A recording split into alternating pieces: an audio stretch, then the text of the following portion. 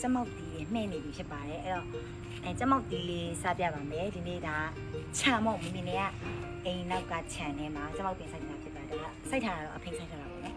အခုတော့ဒါအရန်တီးနေပြီကျမောက်တီးအောက်ကမှဲ့တာတွေတော့ပူစားလို့ပုံဒါအပေါ်ကနေပူထားတဲ့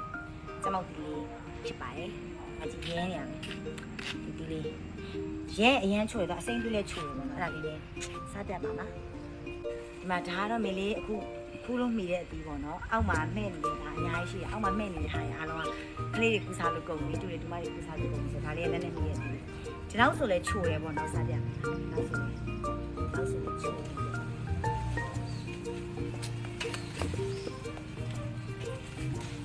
နောက်ဆိုရင်ချိုအဲ့တော့ဆိုရင်စားရရတယ်နော်စားပြမယ်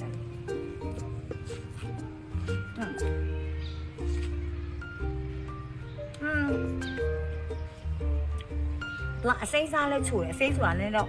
စားလို့ရနေထားပါသူတို့ကလည်းတေးတော့ဒါလေးစားလို့မရဘူးမှဲ့ရင်တော့ပိုချိုတယ်ဒါပေမဲ့တော့အစိမ်းလိုမျိုးနည်းနည်းဝါလေးဖြစ်နေနေထားတယ်စားလို့ရပါလေအဲ့ချိုတွေကအိမ်လာတယ်ဆိုရင်ချိုတယ်ကျမတို့ဒီစားဖို့လာမဲ့သူတွေတည်တတ်ရှိတယ်အားလုံးလည်းဖိတ်ခေါ်ပါတယ်လို့လာစားကြပါတော့ဒီချိန်လေးကတော့အိမ်မှာနှစ်ပင်လုံးအများကြီးတည်နေတဲ့ချိန်ဖြစ်ပါတယ်ဒါဝိုင်းလေးခဲအချိန်မှာလေပေါ်နေတော့မှာကန်ကောင်းလို့ကောင်းမကွဲတာ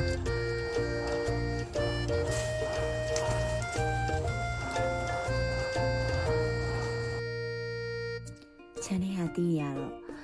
ကိုဆိုင်နေပဲကုန်းတော့မလားမသိဘူးပေါ့နော်ကျမောက်တီးကတော့အရန်ကြိုက်တာ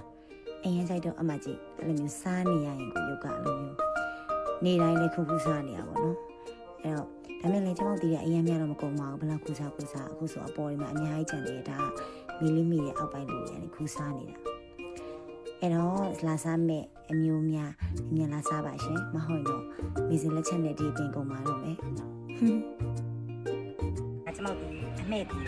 မဲ့တာရမ်းချွေတာလေးစားပြအဲ့လိုမျိုးမီလီတို့အတီးကအစီကျွတ်သွားတာတချို့ကျမောက်ပင်နေဆိုရှိရင်အစီတွေအဲ့လိုမျိုးကျွတ်တာဒါအစီကျွတ်ပြရမျိုးလေးတရားစားပါဦး